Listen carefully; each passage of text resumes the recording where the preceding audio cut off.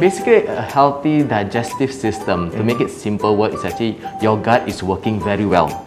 Okay, so when I say that your gut is working very well, you have less issues such as going to the toilet, such as having your bowel opens, means that no constipation, no diarrhea, and having your usual going to the toilet once a day for your what we call it, for your motion. Okay, so that would be a simple way to look into the healthy digestive system. I mean, in a layman term.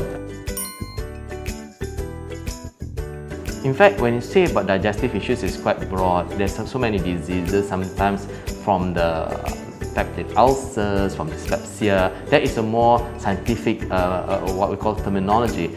The issues that people normally will have are that they have bloating. These are the common symptoms for people who are having, we call it irritable bowel syndrome. Okay, but to cut it short, rather than those things, they're having bloating. Some people have diarrhea, okay? Some people also are actually having constipation, and then some people actually will have cramps. So those are some of those issues that most Asians, especially most Malaysians, experiencing, and definitely diarrhea when it comes to when you are having totally food that is spoiled or something, and that's definitely you're going to have a common things as well. So yeah, that's the general about it. That is basically my PhD work to begin with. So when you look into, when you're talking either from diarrhea or constipation, there are several things that you have to look at. First is actually the frequency. How often you actually go to the toilet.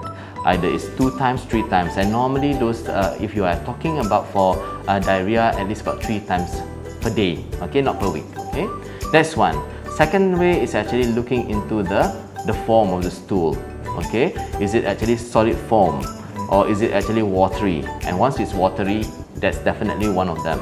It's signs of your diarrhea. The other one is actually your quantity. Sometimes people actually will have 3 times of stool, but a small amount quantity. But then people who are actually having 2, one is small but one is so huge, that is also can be considered diarrhea. So those who are constipation, they wouldn't have any of that. Means that they will not having their bowel opens. Maybe per week they might actually just have 2 or 3 times of a bowel opens. So you see, there are 3 key points they have to consider: the frequency, the type of the stool, and then at the same time the amount. Yeah, the volume. A lot of people actually miss that. One off of a stool with very watery, oh, I got diarrhea, so panic. No, it's not. Those things needs to be considered.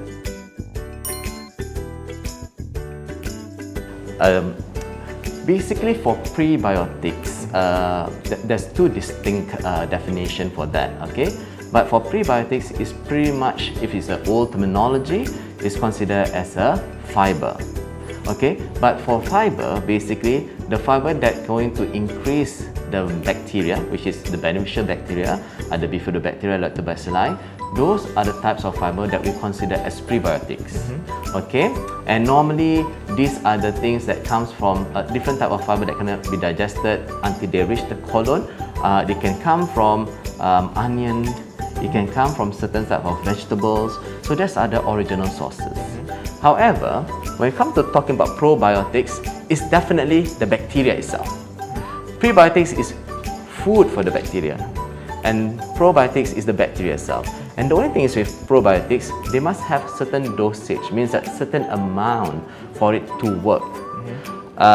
We have several products out there that they put there, such as they have it live bacteria, either in the drink format or in capsule forms. So sachets format. So it's actually, those are the types of probiotics. But the difference is actually, one contain the bacteria, one is feeding your own bacteria.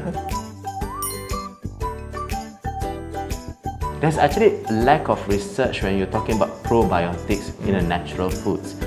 Because now they are starting to investigate. People are asking now whether tempeh or people are asking whether kimchi, because it's all by fermentation, right? Correct. However, to be fair to the audience, these foods are not very well, how to say, studied yet.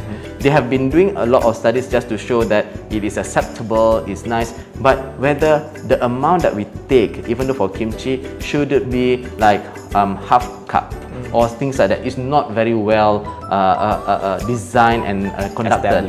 Established. So, but for the time being, I'm guessing there are people who are doing that. So that is one in terms for the probiotics.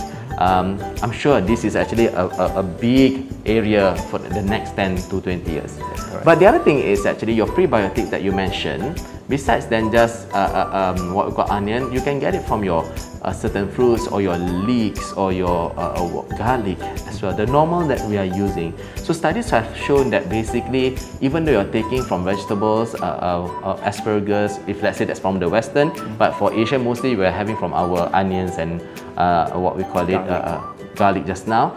Those amounts will contribute between 1 to 5 grams of those prebiotics as well. Okay. So it means that unintentionally people didn't realize that they are also having the food that is beneficial to their gut microbiome.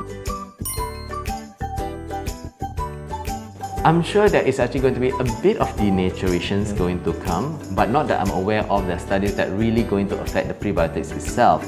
It's more towards the amount, because sometimes some people actually have a very little tolerance to all this food. They have a little bit and that's it, it's becoming gassy and things like that.